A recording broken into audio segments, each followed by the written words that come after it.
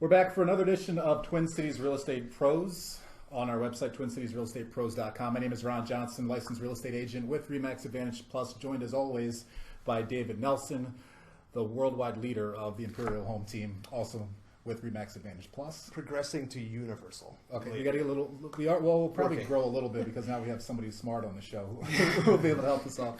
Thank God. Yeah, and that's Dawn Seepersod, also licensed real estate agent with RE/MAX Advantage Plus. She's going to talk about some of the listings she's got coming up and on the market. You're going to talk about some listings as well. And then later on the show, we'll have Nick Kelvie, a loan officer with Edge Home Finance. He's going to help us out with some kind of high-level information on different loan products. Like you hear words like conventional loan, FHA, what does that mean? Some of the pros and cons of each one. So let's start with you, David. I know you've got some exciting listings coming up in the Lakeville and Eagan areas. Yeah, so if my voice crackles, it's because of the excitement. It's just, I've got a townhouse coming on the first week of April. It's the only 3-bed, 3-bathroom townhouse in this development. We already have interest in it, so we expect that one to go. That's under $200,000. So that will also be posted on our website. And then later on this week, I'll be signing a property in Eagan, around 250, 196 schools, 3 bedrooms, 2 bathrooms, tons of updates. Our biggest concern is how many offers are we going to get on that one? Because that's a tough concern to have. It is. You know, the sellers are like, we need to sell, but we need to buy. So again, that'll be on our website as well, on the video too, that we'll have, you know, photos of it and all those goodies. Yeah, it's interesting because if you listen to us in one of the previous episodes, that was one of the problems we were talking about, problems that sellers are having. They want to sell their home, but then they have to buy one, and because of inventory, they're not sure that they're going to be able to buy one. So I think that's kind of what you're talking about is, well, we just sold our house, now where are we going to go? Well, the cool thing, again, I hate to rehash this pre-list stuff, but now the sellers can kind of pick and choose. Maybe they can pick an offer that they can work with now. Then they can proceed to go and buy their house, and you know, or if someone's looking to buy a house, contact us, and we have pre-listed properties just waiting for your dollars. Yeah, and you can check out those on our website as well.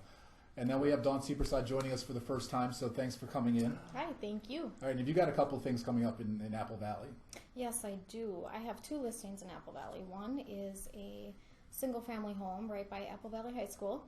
It's a 3-bedroom, 2-bath. This home has been highly maintained year after year after year. It's a beautiful home. It's in a cul-de-sac, and it is about 2,700 square feet, right behind Apple Valley High School, and that's listed at $280. That's now available. And I have a townhome in Apple Valley, 2-bedroom, 2-bath, 1-car garage, listed for $142. So it's a steal. It's ready to go. These guys can move whenever. Bring your buyers, and we can close right away. All right, and if they're interested in any of those Apple Valley properties, how do they get a hold of you? Yep, they can get a hold of me either by, well, I'm all over Facebook, email, my website. You can look for Dawn Seepersod on Facebook or Dawn at ImperialHomeTeam.com. Or my phone number also would be 952-465-9728. All right, and you've got one in Farmington as well. Yes, I do. I have a townhome in Farmington as well, and this is a 2-bedroom, 3-bath. So this is a multi-level townhome. It's got a bathroom on every level, and it is also ready to sell at $145. You know, this is your first time on the show. We've had Tom on here. We've had Chris here. So we're going to get your kind of perspective of what's happening right now. We're all hearing about the inventory, which we already talked about, how it's such a seller's market, but there are a ton of buyers out there as well. What are you seeing? I am seeing low inventory and a ton of buyers, and I am seeing a ton of pre-lists. So just as long as you get your house listed, it'll sell. And that's kind of it'll sell. Yeah, that's a good point. That's been, I guess, my issue, sort of. At the moment, I've got 8 deals that are pending right now. I had a listing come on in Blaine a couple of weeks ago. It sold in 4 days. I had one in Minneapolis that never made it on the market because it sold a day before we planned on getting it on. I've got 6 other buyer deals right in the pipeline closing between this weekend, this Friday, and then out in June. So a ton of things going on right now. It's an exciting time in the market. Yeah, and kind of going along what Don was saying, you know, you still got to price it right. But if you got a good price on a property and you've done your due diligence, make the house look good, you get a good photographer, you hire the Imperial Home Team to represent you, plug, you know, you're going to get top dollar for it. So there's a little bit of work, but still, I mean, homes are selling very, very fast. Right, and it is more than just sticking a sign in there and calling a real estate agent, right? Like you mentioned, you want to get it staged, get the pictures. All the places like Dawn had mentioned where you can find her, or where you can find these listings, right? You can find them on Facebook, you can find them on Twitter, social media, and things like that. So long as your agent is doing half the job of marketing, hopefully you're doing the full job. Right. But people are going to find your house and get out there and see it. Well, like I call it, so many agents do the 3 Ps. You know, they put your home on the MLS, they put a sign in the yard, and then they pray for a buyer. You know, which doesn't really always work the best. You know, kind You'll of have to do more than praying. You do, and now it's like we have to be proactive. So a lot of times we prospect, we do a lot of other things too. So you have to still put a sign in the yard, put an MLS, but there is more to it to make get a good top value for your home. And before we let you go, Dawn, any buyer needs that you have that you're having trouble finding right now? Yeah, actually, I have a lot of buyer needs. I don't know if I'll go over all of them, but one in particular that I can think of, I do have a buyer that's looking in the Lakeville School District or maybe right around the boundaries, want some acreage, probably a 3 or 4 bedroom home, maybe the 350, 360 range, maybe just 1 or 2 acres, but looking for something to be able to put a shed or an outbuilding for some type of shop. Okay, so once again, if people are listening to the show and have a house that fits that, they can get a hold of you. How? Either on Facebook or they can call me at 952-465-9728. Or TwinCitiesRealEstatePros.com, another way Yep. that we can reach you. We appreciate you stopping by, and good luck with your listings and your buyers as well. Thank you. Okay, so you're going to step aside. We'll bring in Nick Kelvie here, who's going to talk to us about how you can buy a house. Because like we've talked about before, unless you've got a pile of cash sitting in your pocket or buried in a coffee can, you're going to need a loan, right? Typically, but surprisingly, every so often someone does come to you with a big pile of money, which is kind of exciting, not going to lie to you.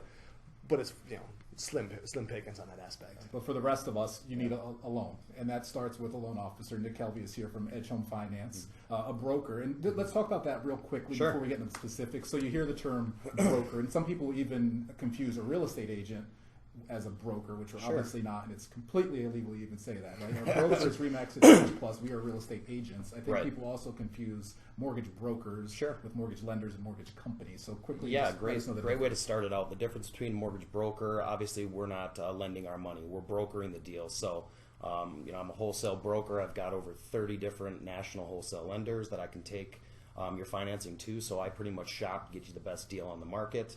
So that's kind of the main difference. Is I'm not lending our company's money, we're brokering the deal. So a lot of different ways that's set up, as well as our closing costs are normally much lower than the average correspondent type or retail bank type lender, because we don't charge any lender fees on the front side. We can't. So much lower closing costs with our model, which really makes a difference for you guys, because going in with these multiple offers you guys are talking about, lower closing costs that you guys are requesting on those offers really helps out. My average is 2%.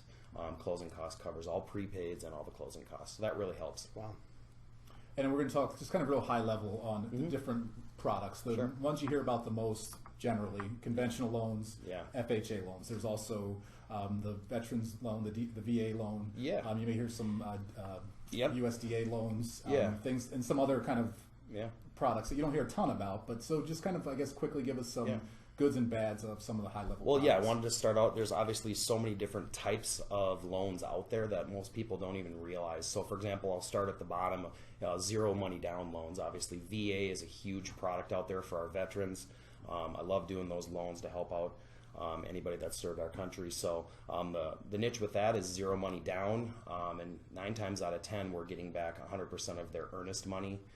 So that, again, get buyers in there with no money out of pocket other than their earnest money, which typically $500 to $1,000. We get that money refunded to them at the closing. So that also goes hand in hand with another zero down loan product that would be USDA. We don't see that product here in the metro, but the 7-county metro, if you get outside that, you can go up to zero down with that as well. So both of those products, they're a little bit expensive in terms of the closing costs. So that's something I do like to point out, because like for example, VA is going to charge 2.15. They roll that funding fee into the loan, so you're actually over 100% loan to value going into it. But again, getting in with zero down, I just like to point that out to people, that the closing costs get rolled in on top of that. So same thing with USDA. That's a couple percentage points that get added into that. I just did a deal. A buyer came on a property, had a VA loan.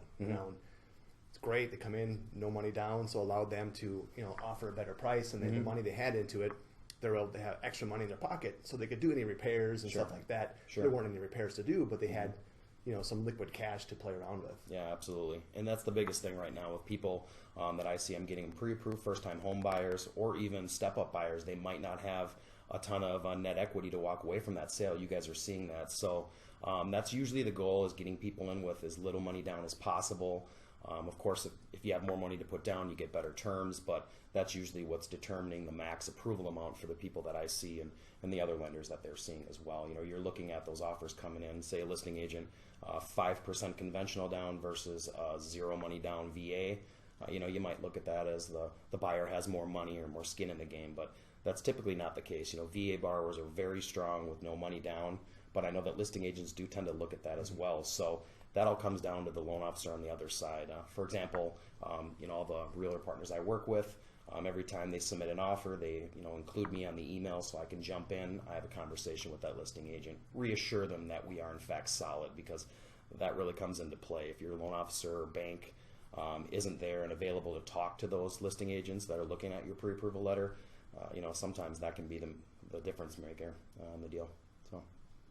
And then the other products over here, the more common products, conventional versus FHA. Yeah.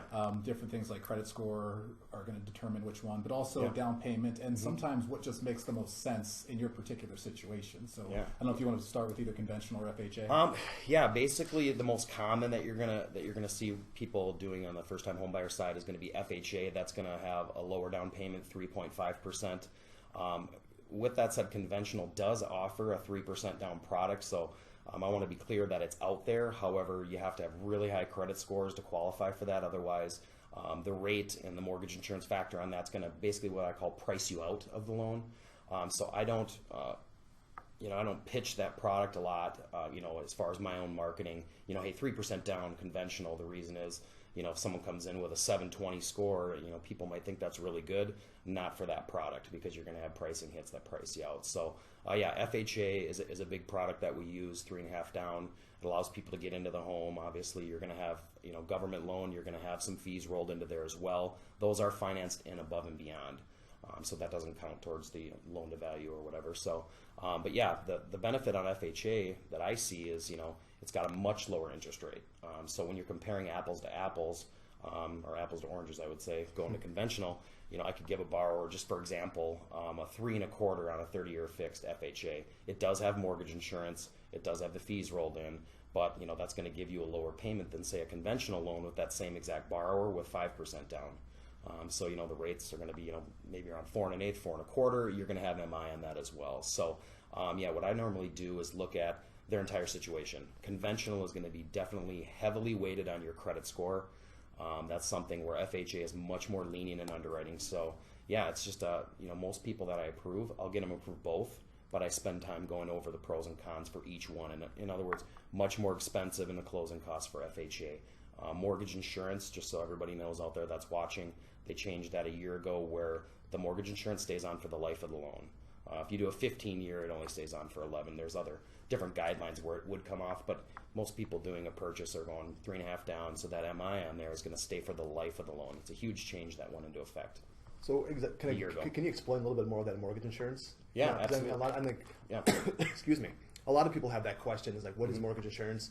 Yeah. And, why do I have to have it? Or kind of, maybe explain what's... Sure. Most people think it's an insurance policy to protect them. It's actually for the lender. It's based on risk for the lender. So you're paying that if you're over, or if you're putting less than 20% down. So FHA, obviously, the factor on it is 0.85. So look at that as a hit to your interest rate, technically, because you get a 3.25 on the rate. Your mortgage insurance factor, that's a monthly fee that's charged that goes directly to an insurance policy. That's basically increasing your rate 0.85%. So it's definitely required, and it goes lower on conventional with more money down. So there's a lot of variables that come into play. Example, if I'm pre-approving someone again, I'm looking at, 680 credit score. Okay, I'm going to price it conventional. Take a look at it. What does that look like with 5%, 10%, 15%? If they only have 5% to put down, I still look at an FHA loan. pros and cons, look at the cost of the actual loan. Are they going to stay in it forever? Are they looking at moving in 5 years maybe? Then it changes the way we structure the loan. But for the people out there that are getting pre-approved, ask the right questions. When someone sits down with me, I'm spending at least an hour. Your agents would know that. I spend an hour going over everything with them in person, face to face. I make sure I review all their documents. So, big difference in the two products, but definitely most people will have those two options when I pre-approve them. Yeah, you had mentioned, are you going to move in 5 years? And I think where you're going with that is when you sit down and do the math between conventional and FHA, you're going to pay the higher closing costs in FHA. You're going to have the private mortgage insurance. But if you're only going to live there for 5-6 years or whatever, refinance is one option. But then if you're going to move, in theory, you've got some equity, and then the next house you're going to buy the conventional. So you're not necessarily... The private mortgage insurance is there for the life of the loan, but you don't have to have that loan for your entire life. That's correct. And what I tell people, if they're doing FHA, I mean, this is all based on the market conditions. Right now, rates are still historic lows. They're expected to go up, obviously. So a lot of people, what you'll see is I set a reminder. I follow up with everybody that I do a purchase for on the 12th payment. You can use the new appraised value at that time. So I always do a full free analysis every year. I do an annual checkup. So I look at, can we refine, drop the MI, maybe take them from FHA to a conventional loan? Because obviously your house in this market anyway, which was different many years ago, 5 years ago, people were losing value. Really? But now we're expected between 4 and 8% growth. So a year after you buy the house, if the rates in the market is still cooperating with us, you can refinance out of that. Yeah, it's something I think where real estate agents come in, especially with FHA, and I'm sure you have this conversation as well. If somebody's shopping for a condo or a townhouse, or maybe say a house in South Minneapolis, or you've got to consider the association if they allow FHA, and also the condition of the home if you're in some of those older areas, because FHA is a little more stringent as far as condition, and then some places just won't allow FHA. Yeah, thanks for bringing that up. Basically when I'm pre-approving somebody, I'm communicating with the agent they're working with, and I'm looking at their goals. If they're looking for, like you said, townhome condo, first thing is when they're out shopping, they got to look for, is it FHA approved? If it's not, can't do the FHA financing on it. Most listing agents these days are pretty good about it. They'll list, hey, is this thing FHA financing, conventional approved? They'll list it. I still see it sometimes where my realtor partner is out there shopping and they ask me, hey, can you double check if this is FHA approved or not? Because if it's not, you can't go FHA on there. So again, there's other restrictions. You mentioned chip paint. They're much more stingy on the guidelines for appraisals and things like that. So again, that's why when I do pre-approve someone, I look at both options. I make sure that the consumer, my client, your client, knows the difference between the two, and then if they're looking at a condo versus a single family, they have two options. Some people don't have two options. Maybe their credit score is only 640. And they can't get them approved conventional. Maybe they don't have the 5% down. So my point is there's a whole lot of variables that go into a standard pre-approval. It's not just here you're pre-approved for this and good luck out there shopping. If you have a loan officer that you got pre-approved with that isn't spending the time to go over all these different aspects of it, they're doing you an injustice. So. Nick Kelvie is our guest. He's a loan officer with Edge Home Finance. We talked a little bit about FHA, the VA loan program, as well as USDA. How about just some more on conventional? You mentioned 3%. Now there's the 5%, which I still think people are surprised about. They think you have to have the 20% or the reserves and all those things. So just kind of highlight some conventional. Sure. With conventional, that's the end goal. Everybody, the best financing option out there is definitely conventional. That's what I'm trying to get everybody approved for. Obviously, again, lower closing costs, lower rates, and that kind of stuff. MI drops off. So the biggest thing on conventional, obviously, is it's based on credit score. It's heavily based there. Mortgage insurance. There's many different ways that we can kind of change that and give you options. There's lender-paid mortgage insurance for people with 5-10% down. So a lot of people come into a conventional loan and they're told they need 20% down. They really just hate the thought of mortgage insurance. And the mortgage insurance factors over the last 12 months have really come down, whereas 2-3 years ago, it was almost double the factor of the amount of mortgage insurance. So, conventional is the way to go. If we can get into that, that's the way I always take people. Loan amounts up to $417. Obviously, that's what's considered a conventional loan. Anything over $417 loan amount is going to be considered jumbo financing. So that's something you also have to pay attention to as well. Your loan amounts. If you got someone shopping, debt-to-income ratios are good, down payments there. Hey, you might be in the middle. Someone searching at a $575 price point, that's obviously jumbo. But if someone at $475, you got to kind of pay attention there. You don't want to hit the jumbo if you can stay under that, max financing of $417. I'm curious, David, with the number of sellers you work with, how much time do you spend? Obviously, everybody looks at the price, right? How much are these people offering me? Sure. How much time do you spend comparing what type of loan it is? If you have a couple offers in front of you and explaining those to your sellers. None. I just hang them out to dry. There you go. I mean, figure it out yourself. It's Give like, them a check. here's the Google. No, actually, quite a bit because you know. They look at the price, of course, like, let's go with the higher price. And like, well, that's not always the best option.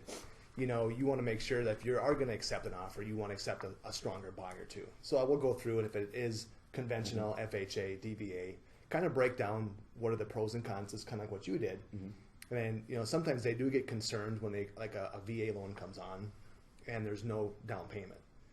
You know, they get a little nervous because if the buyer flakes out and happens to leave, they want to make sure that there's some skin in the game. Sure.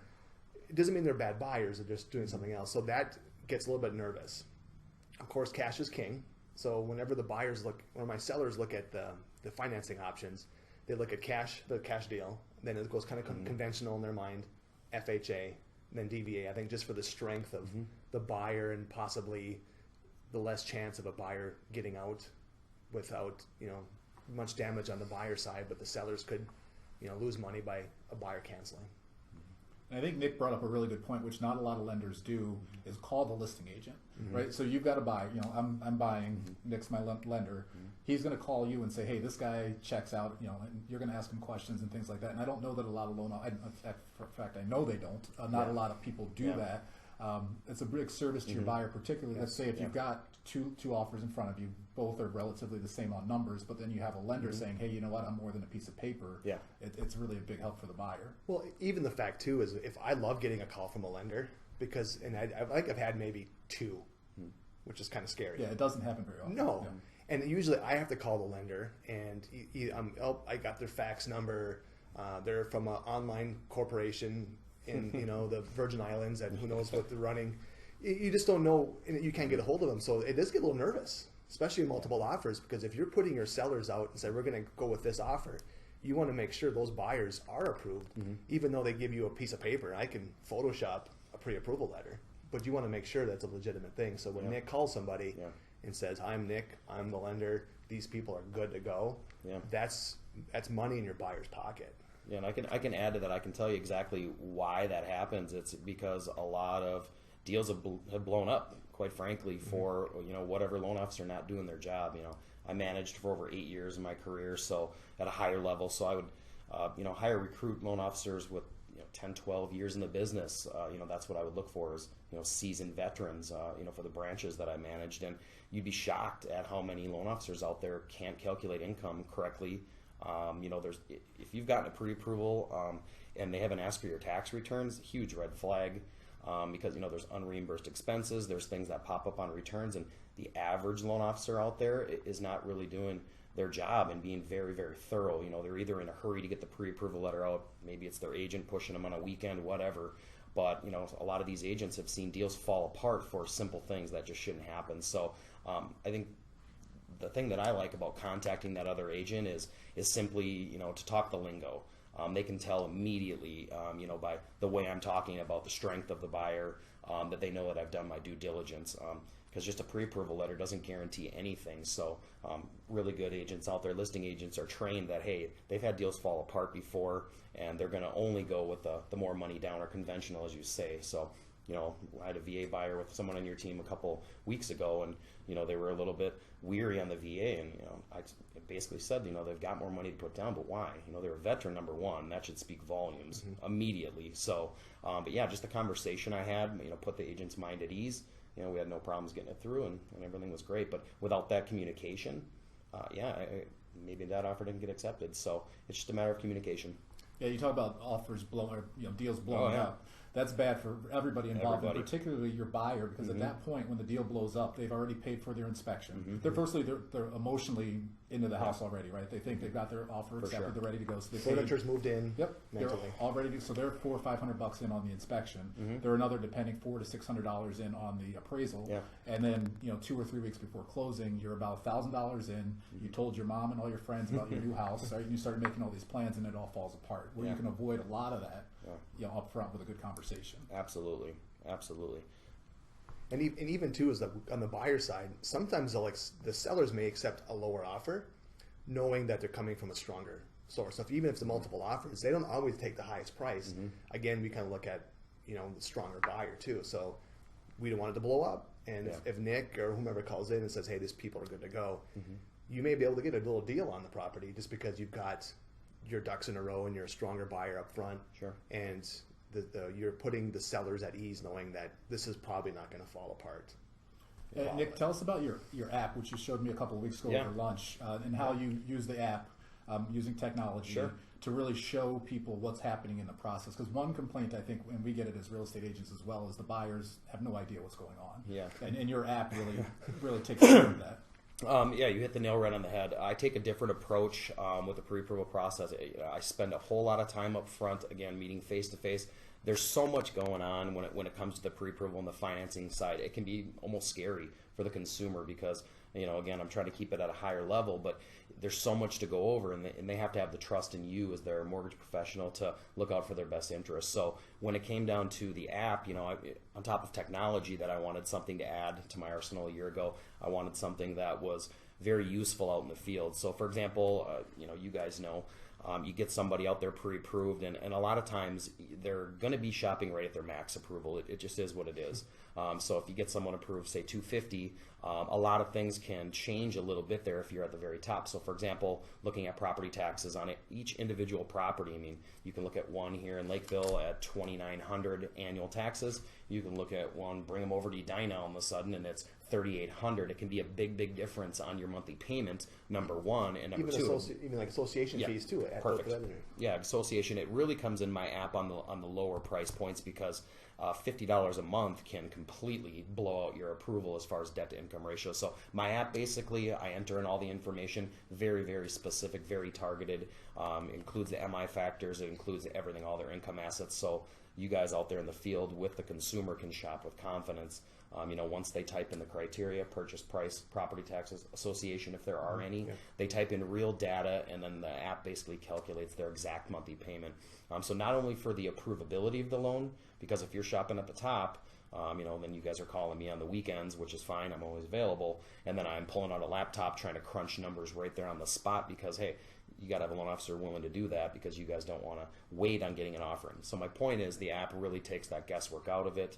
I spend a lot of time, money putting it together, and people that have been using it are really enjoying it on both the realtor side and the consumer because, for example, if you guys are talking about a counteroffer or list price $250, you guys start talking about the offer itself, people can get overwhelmed with that part of the process. They're emotionally involved, they like the house, but then you start making people nervous talking about seller paid closing costs and a counteroffer or a higher earnest money, and that can be overwhelming. So this takes that ease out of it because they can see their exact monthly payment. Because let's face it, when I pre-approve someone, I talk about a couple of key things on top of everything else, which is what's your max out of pocket going to be, clear expectations, and then really people care about their monthly payment.